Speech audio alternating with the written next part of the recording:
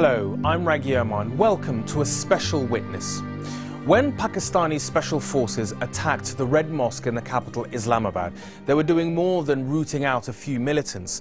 They were drawing up battle lines for years to come.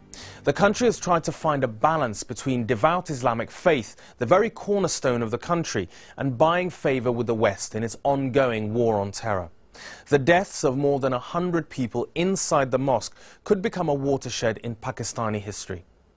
For decades, the Red Mosque had been the place of prayer for the city's elite, but in recent years it became a hotbed of militancy. The male and female students attending the madrasas attached to the Red Mosque undertook vigilante operations, raiding brothels and threatening any activity they deemed un-Islamic.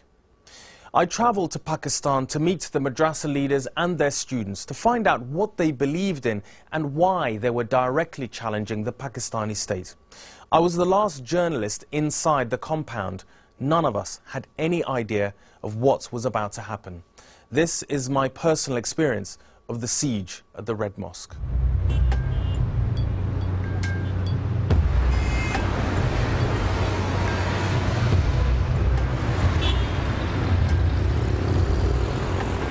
I'm in the heart of Islamabad, the capital of Pakistan, and this is the very seat of government. Behind me is the Parliament building. A short distance away in that direction is the headquarters of Pakistan's all-powerful intelligence agency, the ISI. And just a stone's throw away, over there, is the Red Mosque, which used to be a place of prayer for Islamabad's elite, but which instead became a hotbed of Islamic militancy. This is the Red Mosque and its madrasa.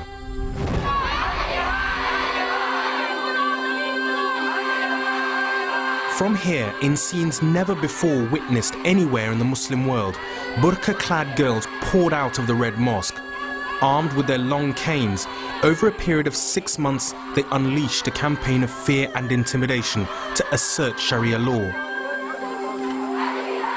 Confrontation with the government came to a head when the city authorities began demolishing mosques built illegally on government land. In protest, the girls occupied the neighbouring children's library. 7,000 students have gathered here in the name of jihad to determine the fate of the mosques, to stop the tyranny of the pharaohs. In the name of the Quran, in the name of Islam, they have decided to lay down their lives.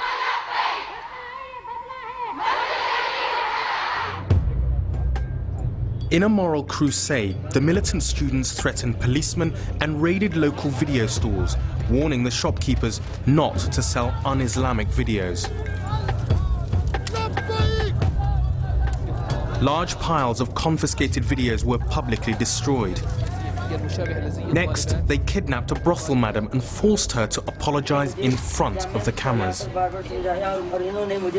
I have taken their advice and asked for forgiveness for my wrongdoing, and I assure them that wherever I live in Pakistan, I will live according to the tenets of Islam.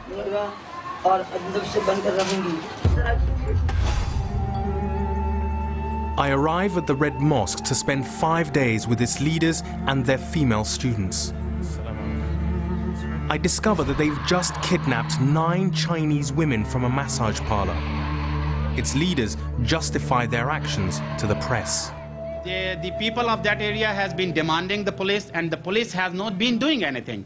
And you know that so far as justifying this, according to Islamic Sharia, and Islam says when you see some kind of wrongdoings, you stop it by hands. So the students stop it.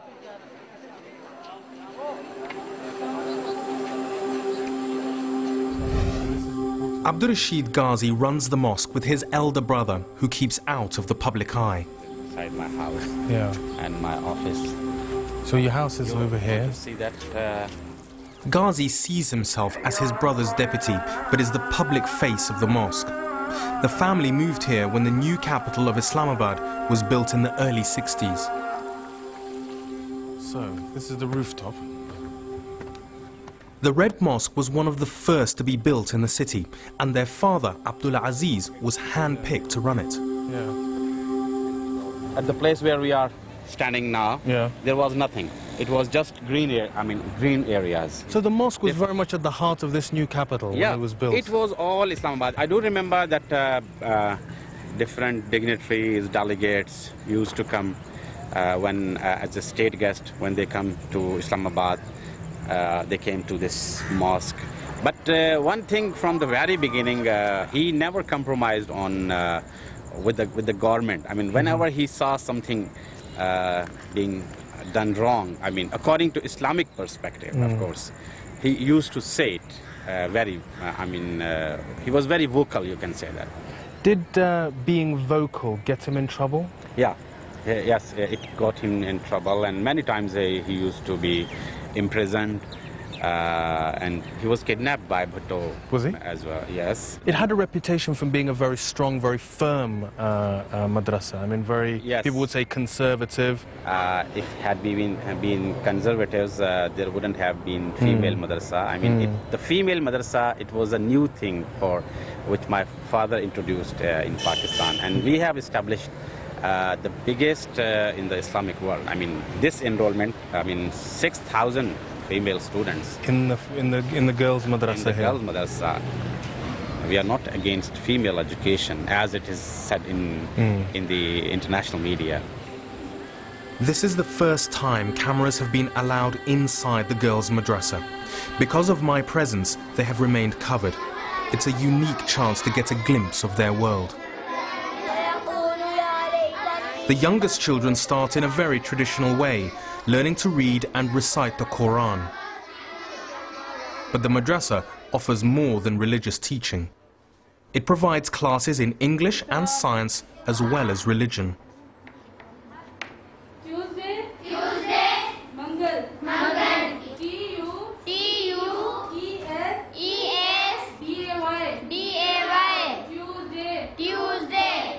The madrasa has 3 floors with the older girls on the top floor. It's here they begin to interpret the Arabic texts so they understand Sharia law.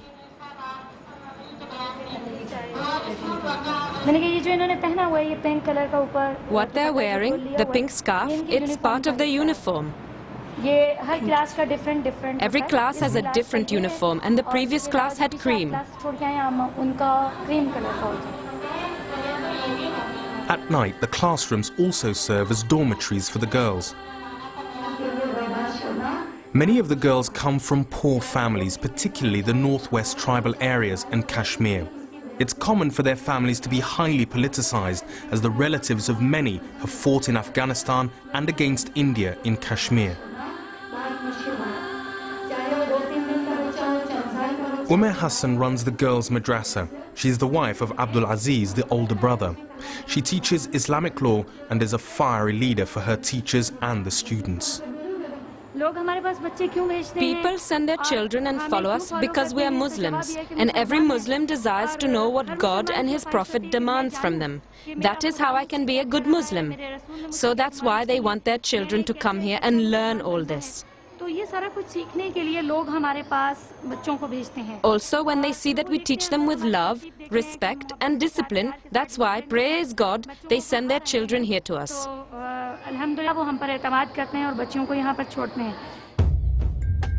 As I am shown around the madrasa, it's clear that their guns have been hidden from our camera. But it's well known that the students have weapons, and Ghazi himself carries a gun. What? Rageh. As a young man, Ghazi favoured Western-style clothes and refused to grow a beard. It was only after his father's assassination in 1998 that he became radicalized and supported Al-Qaeda and the Taliban. He has now been linked with banned militant groups, and it has also been suggested he was involved in one of the attempts on President Musharraf's life. My father was assassinated on this place. This very spot, these trees here. At that time there wasn't this tree. Right. He came from this direction, and when he came here, man was standing over there. You know that at that time it was not here. I mean, the walls weren't here. These ones. These were not there. So he had the escape. I mean. And we're very near the main road here anyway. It's just 20 yards. He had his people over there outside. I mean, in the car, and they started fighting just to stop the people coming to make harassment. And what had led up to this point? Well, I mean, we are not sure, but you know that it was in 1998, and just a few months back, he had met Osama bin Laden. And I also met. Did you? Yeah, in Kandahar we met. When your father came away from that meeting, what was his mood? I mean, what was his... Yeah, when he came back in his first Jummah sermon. The first Friday sermon. He narrated all the story and how he met him, and he said that I'm convinced. I think that whatever he's saying, he's right. And he wanted to support him, I mean, in Pakistan. In Pakistan, he wanted to support, yes. Bin Laden, yeah. Yeah. He said that at least I'm going to support him.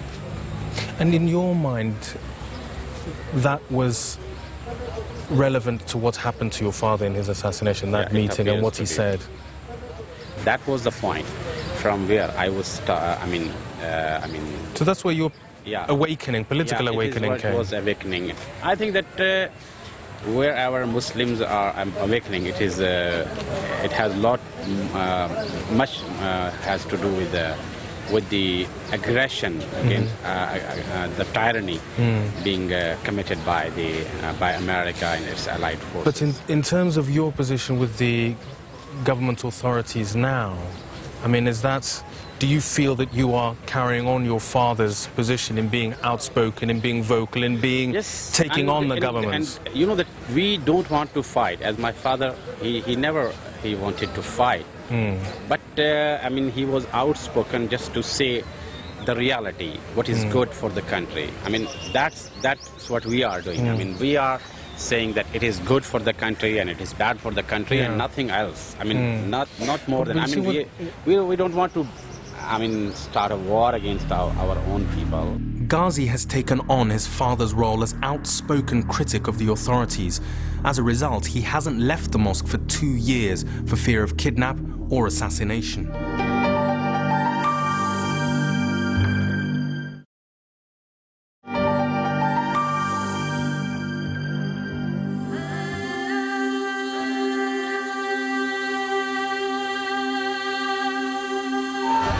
The female students of the Red Mosque have gained a fearsome reputation as a result of their vigilante actions on the streets. But when I go inside with Omaar Hassan, their head teacher, I'm struck by the atmosphere, which is calm and ordered, in a total contrast to the way they take the law into their own hands outside. I think this looks like a sort of a medical office.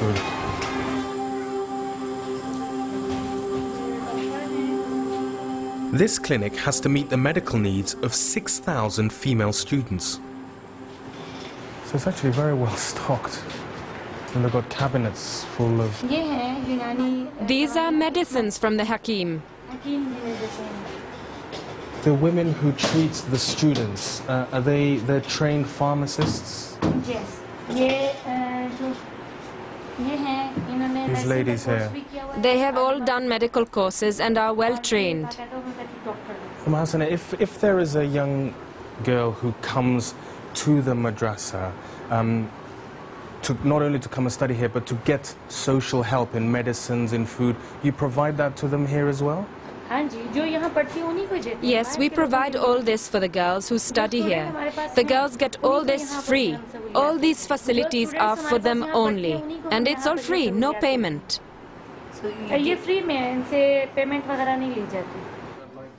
This willingness to help anyone in need is one of the reasons the Red Mosque is respected by the poor who don't have a state health service to depend on. This shop really comes as a surprise. It's practically a general store with everything from burqas to teaching aids.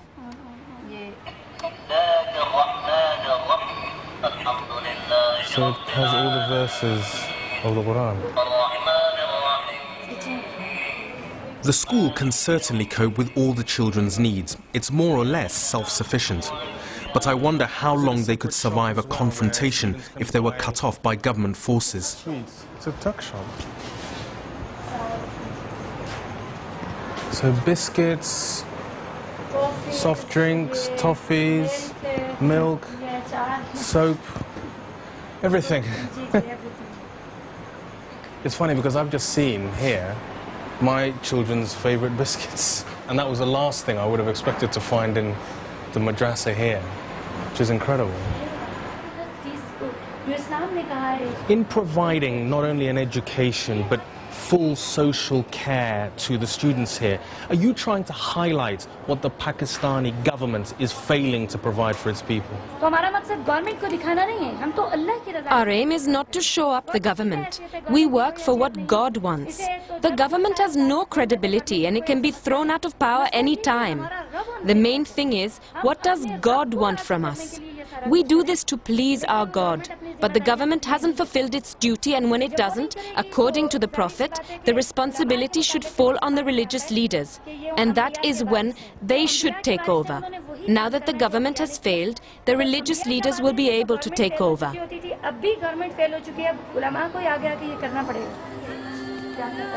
These thoughts may seem logical inside the madrasa, but step outside and it's a different story. Tension between the madrasa and the government has been increasing over the last 6 months. But now, after the raid on the Chinese massage parlor, troops have moved in behind the madrasa. You know, rangers deployed near Lal Masjid. Rangers are army rangers, Yeah, are they? yeah. And that's where, just behind paramilitary, the... Yeah, paramilitary forces. They have come here and they have, almost surrounded the area. Quote, it has been decided to take severe action against the local Taliban in case of aggression and violence by them. I mean, that's how they describe you. Taliban, well, they name everyone Taliban or Al-Qaeda. They have two names these days. You say Taliban, okay, kill them. You say Al-Qaeda, they have related to Al-Qaeda, their relation to Al-Qaeda, they just blame you one day that you are doing something for Al-Qaeda. No justice. Just to please America, they have been doing crime against their own people. They have been kidnapping their own people.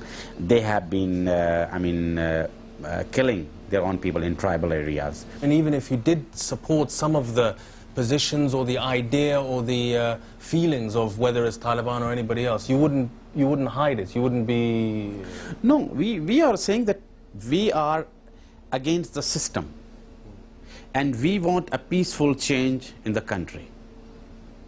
But if they try to suppress us, then it can become, a chaotic, and it can, in that way, it can become violent, and then we cannot guarantee that what kind of, whosoever have the power to, he will grab it. It can be Taliban, it can be whatever you name them, they will come. But you know what your critics say of you. They say that you carry out some of your actions, like raiding the massage parlor with the Chinese women, like taking policemen hostage, like shutting down brothels, in order to provoke the government to take action against you. Whatever action has been taken, if you talk about the actions, what have been taken by our students, they are on those people who are according to the law of the land. So in the massage parlors and the brothels and those kind of places? Yes, they are according to the law of the land, they are not allowed.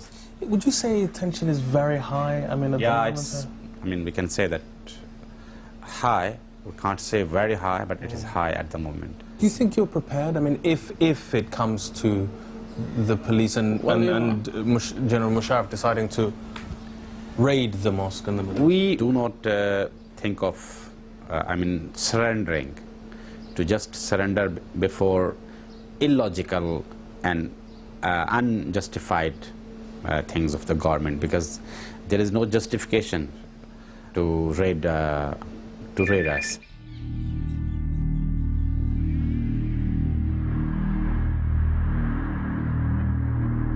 The Red Mosque is just one of thousands of madrasas across Pakistan, but this one mosque has come to encapsulate all the key divisions in the country, between the secular, army-led government and the Islamists, and between the prosperous middle class and the poor.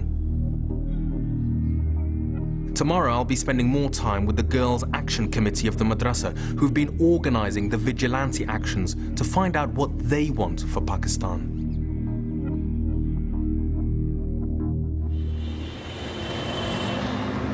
In the morning, as I make my way to meet the Girls' Action Committee, it's clear something is brewing. I hear that some male students clashed with police and took their guns. As a result of that action, a gun battle has begun.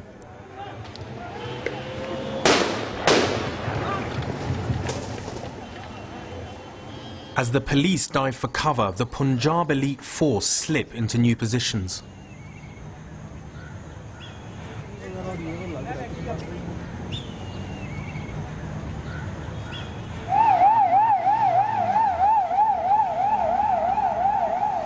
Hello, Ghazi, it's Rageh.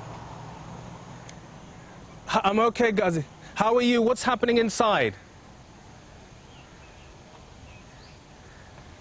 We're just outside. Okay, good, but call us back if you can. Okay, all right. He said he can't talk to us. So there's a lot of tension, and there was a lot of people talking behind him. I'm going to try and get closer, because, I mean, I think something is about to happen now.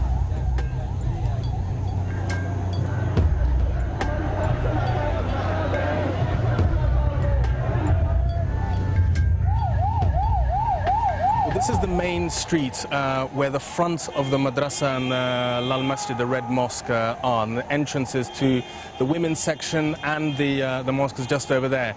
But behind me on the other side, in these buildings and in these sort of areas, is where the police and paramilitary forces have taken up position. Now, the danger is that with such a huge amount of people here, should anything just suddenly arise out of nowhere, and it could easily happen, people will be caught right in the middle of a crossfire situation.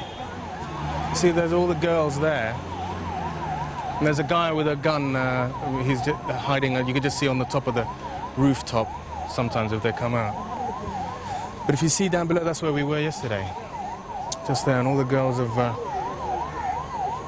massed along by the walls, the main entrance to their side of the madrasa. I was supposed to be speaking to the women's committee of the madrasa, and they call themselves 313s, which refers to the Battle of Badr in the Islamic sort of calendar, and in terms of the number of the 313 stands for the number of the Prophet's followers who took part in the Battle of Badr, which was seen as a sort of turning point in the rise and spread of Islam in the Arabian Peninsula. So that alone should give you an idea of their determination. And the extraordinary thing about the Red Mosque is that all the fighting and actions and seizures of police and brothels has not been done by the men. It's the women who've been involved in these you know, forced actions. So they would be as much part of what's happening. So I'm just looking, because there seems to be a lot of movement. More male students have arrived from their nearby madrasa to help protect the Red Mosque. The troops fire back, and there is an increasing amount of tear gas in the air in an attempt to disperse the students.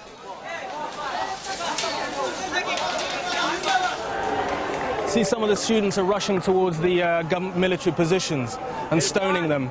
Okay, let's go. I think let's go. I think we need to. This is going to get.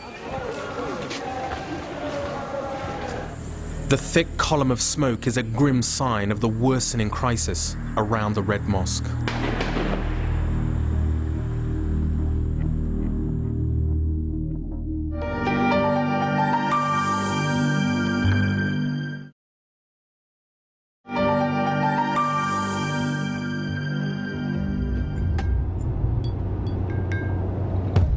Day 2 of the siege. I find all roads leading to the Red Mosque are cordoned off and a curfew imposed around it.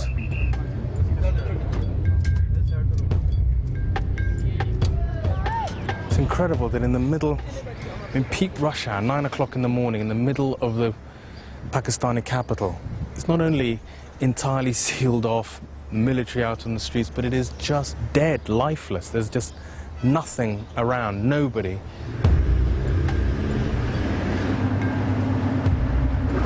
Just through a contact, just been allowed to go with the army, hopefully right up to the mosque.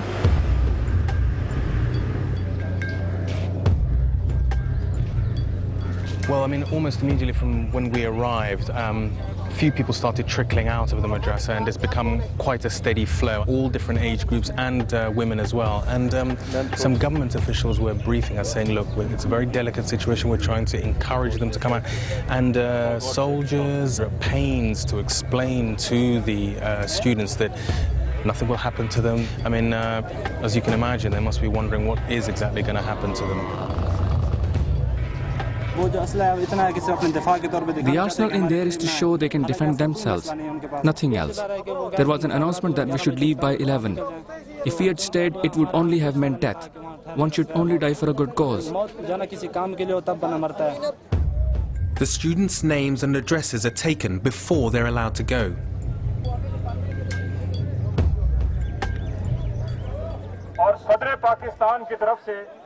From the president, you will get 5,000 rupees each. After that, the authorities will organize school, college, or even a madrasa better than the one you went to.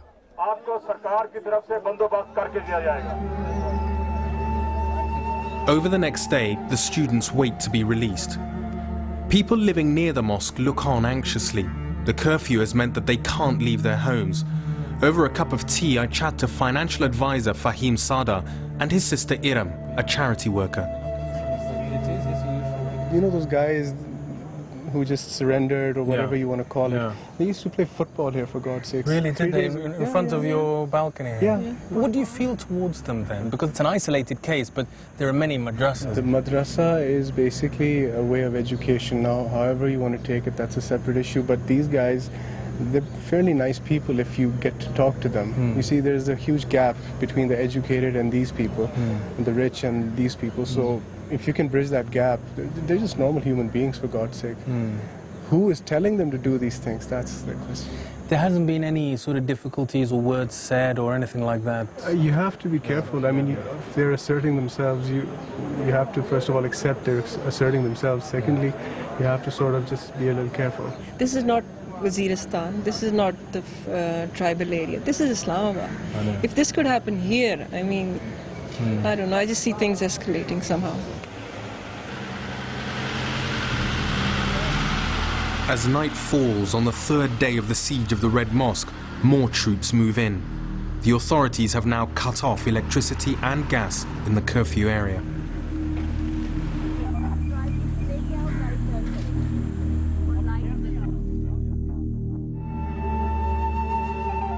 Day 4. After 2 nights sleeping in the van, I've managed to get back to my hotel. The morning news is that Maulana Ghazi's elder brother has been caught trying to leave the mosque with a group of women dressed in a burqa. I managed to get through to Ghazi. Do you have water? Do you have electricity? What are conditions like inside for people? It's a difficult situation, but still, I mean, students, they are very much determined. They say that we are on the right way. Yeah. The government should accept it and appreciate it. Yeah. And respect our point of view. You know, this is, I mean, headline news, I mean, all around the world, I mean, not just in Pakistan. But last night there was these pictures of Maulana Abdul Aziz coming out. What happened? Because they said that he was hiding in a burqa and he was trying to flee. He went to somewhere to see someone, and then I think he was somewhere apprehended. Can you call me later on? There's some problem here. Well, that was, we got through to Maulana Abdul Ghazi, I mean, inside, and as you could hear, I mean, his mood was exactly as the first time I got him on the first day. It was just, he seemed quite calm, as though nothing had untoward had happened. But the headlines are saying in the newspaper this morning that there is a deal for him to surrender with all the rest of the students inside. And it says in the headline here, Maulana Abdul Rashid Ghazi, the Lal Masjid cleric, agreed to surrender along with hundreds of Taliban and Talibat Wednesday night. He also agreed to hand over weapons to the administration. So we'll head down there and see if that is actually the case. Near the mosque, the atmosphere is calm but expectant. The soldiers seem to be waiting for something. Munira, how did you feel as a woman, you know, that here's a sort of a Maulana, senior cleric, and said that he was, you know, fighting for Islam, but then eventually coming out in a burqa? Shameful. Shameful. You call yourself a mujahid and you're caught in a burqa. I mean, mujahids would never be caught dead in a burqa. Hello, Maulana Ghazi. It's Rageh from Al Jazeera again. Yes, how are you? Alhamdulillah. In fact, very busy. Okay, just give me one commentary, Abdul Ghazi, because I'm right near the masjid. Just give me an update. The update is that we are here. My students are still defending the place, and they say that now there is no justification for bloodshed. Bloodshed not be done because now we have agreed in principle on different issues which were in fact the bone of contention. But we saw a body or a corpse being taken out by some of the students just now. He was died yesterday with the firing of the Rangers, because they have been target killing. They have been using the sniper, and they have been hitting the target directly with a brutal action.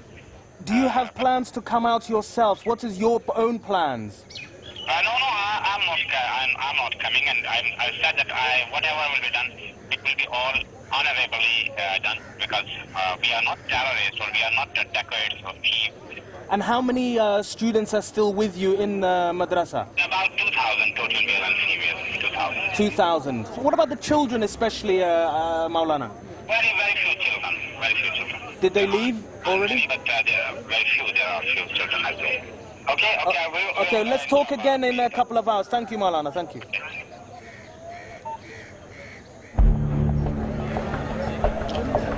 As news of the siege spreads, relatives from all over Pakistan arrive, desperate to find out what's happening to their children and frustrated by the lack of information. I've been going mad since this morning. They should at least tell us if the children are in the army camp, whether we can meet them there. At least give them a drink. They're being blindfolded and taken here and there. When the shooting is going on, only parents whose children are inside know what it feels like. The children are not the enemy. My relative is from Peshawar. He wants to come out, but they won't let him. And these guys won't let them come out. There is no difficulty in going in. At 5:30, 20 relatives went in, but the children are being held at gunpoint and aren't being released. We'll help you all we can, but for the moment, please, go over there. As the day wears on, despite suggestions that a deal will be done to end the siege, the government forces are taking no chances. They fear the students leaving the mosque might be hiding suicide belts. As night falls, there is news. Well, in the last few minutes, the Maulana Abdul Rashid Ghazi from inside the Red Mosque and the madrasa has said that he and the remaining students are prepared to give themselves up unconditionally, which of course has been what the government has wanted all along throughout the day. So after about almost 12 hours since the operations began again this morning, with a series of gun battles and huge explosions which have left the outside walls of the mosque and the madrasa blown apart, and the defenses such as they were of the mosque and the madrasa reduced, it seems that reality has come home to roost for the Maulana Abdul Rashid Ghazi and the students, and there's a lot of activity here now, and it seems that these reports that he's giving themselves up are about to come to fruition, and this may be the end of what has been a 4-day siege of the Red Mosque in the very heart of Islamabad.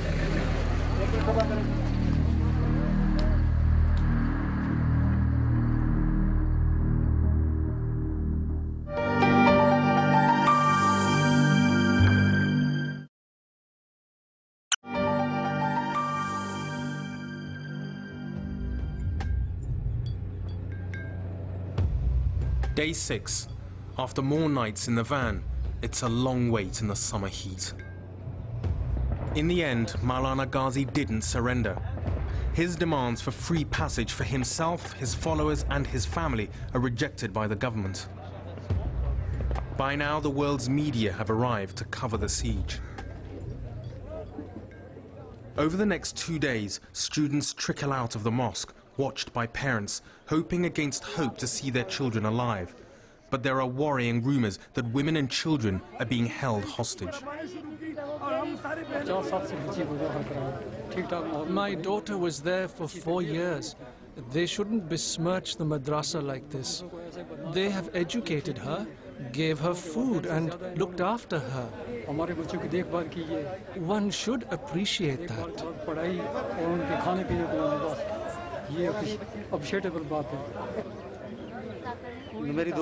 I'm waiting for my two nieces. I think it was those two. We will know in 10 minutes if it's them.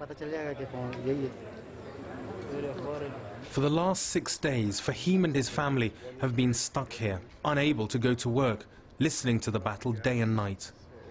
What are your plans? I've moved my family out yesterday. My mother, my sister, my niece. But today I think I might be moving out as well. The most frustrating thing and the most infuriating thing is, what about Islam? He's making a mockery of Islam. This is not Islam. And secondly, what about those kids? What did those kids do? Those students, those teachers. Yeah, if someone wants to have a fight, then come on, face the army then. Try it out. But he's sort of saying that, I mean, you know, they're victims, that they're sort of fighting for their mujahideen and all of that. Against other Muslims. I'm sorry, that's not the Quran I read. This is not the way, this is a political agenda. He has made some demands in terms of he wants safe passage and security for him and his followers and his family. Why would anyone want to shoot him? They need him alive, I think, not otherwise. Okay, all right. Okay. Good luck, take care. Bye. Okay.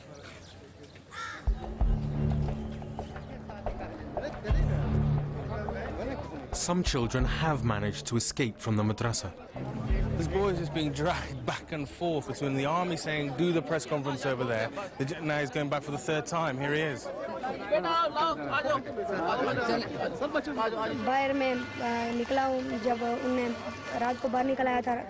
I came out at night around evening prayers through the broken wall, and then the police picked me up from there. Inside they had guns and everything, and they said whoever would leave would be shot. So that's why nobody's leaving. There were mujahideen there. I saw bombs and Kalashnikovs.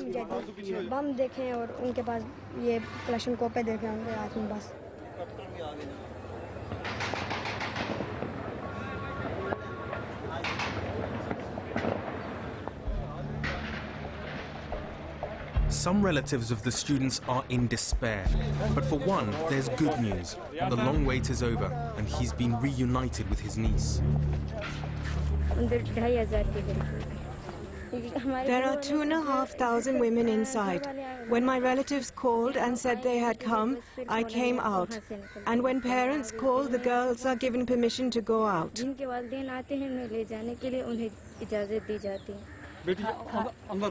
Daughter, can you please tell me who I can talk to inside? Thank you.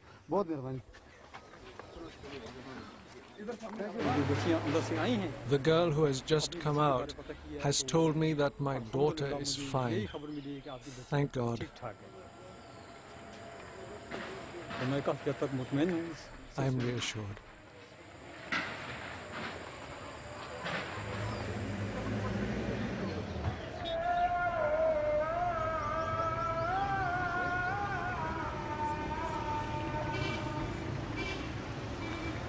On day 7, I get a call from the 313 committee of the madrasa and head out of the curfew zone to meet them. These students don't give their names, they call themselves by numbers.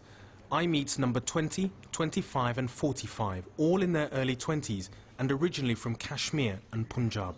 Because of the tear gas, I fainted and an ambulance took me to the hospital. Otherwise, I would never have left my group and come out. Can you tell us about conditions inside the madrasa? After shooting began, the situation changed. Within 10-20 minutes, there were girls who had fainted and died. Inside, it was like Baghdad or Lebanon.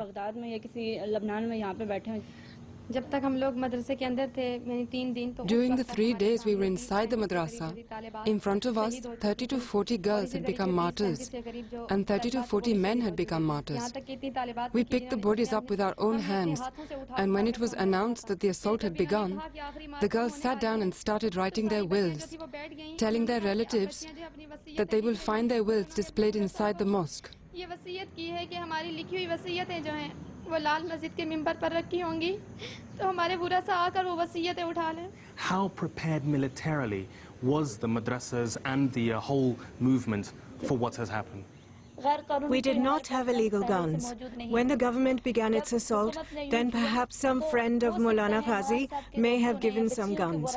Also, some parents gave their guns to help defend their children. And who are these friends, as you describe them, who gave guns to the male students with which to defend the mosque and the madrasa? Look, we don't know anything about this. So there weren't any foreign fighters inside the mosque? Absolutely not. There were no foreign fighters inside the madrasa. We spent a lot of time learning Arabic, and just because we speak Arabic, that doesn't mean we are foreigners. What do you all want for Pakistan? We rose to protect Pakistan. We have never tried to harm Pakistan, nor are we harming it now, and, inshallah, we will never harm it in the future. For the last 6 months, we have been saying that this country was built in the name of Islam. At that time, many sacrifices were made. As then, our brothers and sisters are making sacrifices, and blood is flowing in the Red Mosque. We say now, for God's sake, stop this sacrifice. Rid the country of its foulness and purify it.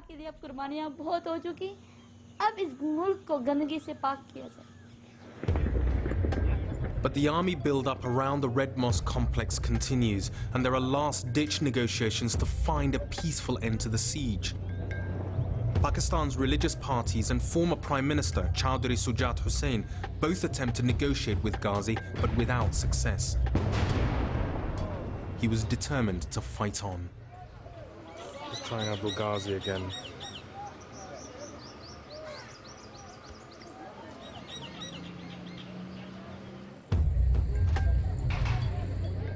On the 8th day of the siege of the Red Mosque, it seems that stalemate has been reached and the government has given up hope of a negotiated settlement. Military activity intensifies.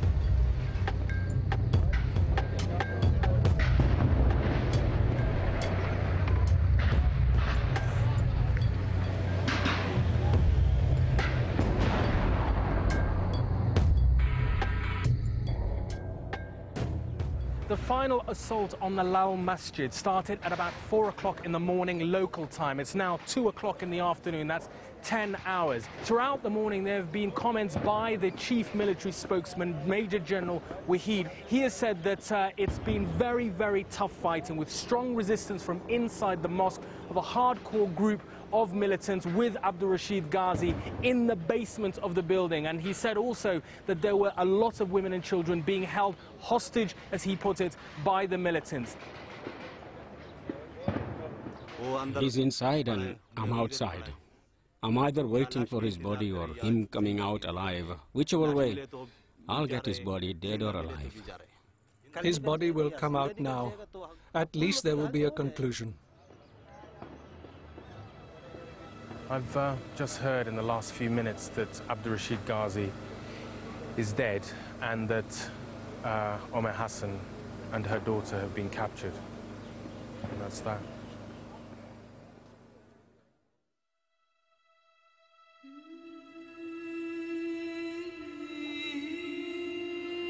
When the fighting was over and the dead had been removed, cameras were allowed in.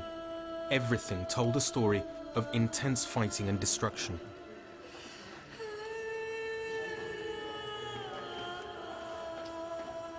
After 6 months, when the government was criticized for inaction, there is now a risk of divisions in the country. Violent reprisals have begun in the northwest frontier province. The siege of the Red Mosque is a watershed in Pakistan's history, and it seems likely it will only harden divisions between the rich and the poor, between the religious and the secular elite. Ghazi, like his father before him, died a violent death here in the basement of the madrasa of the Red Mosque. Ghazi may be dead, but his legacy and that of his father survives, with his older brother and Omaar Hassan. The spate of attacks on military and political targets since the siege ended seems to suggest that this is the beginning of the story and not the end. Thank you for watching, and I hope to see you next time on Witness.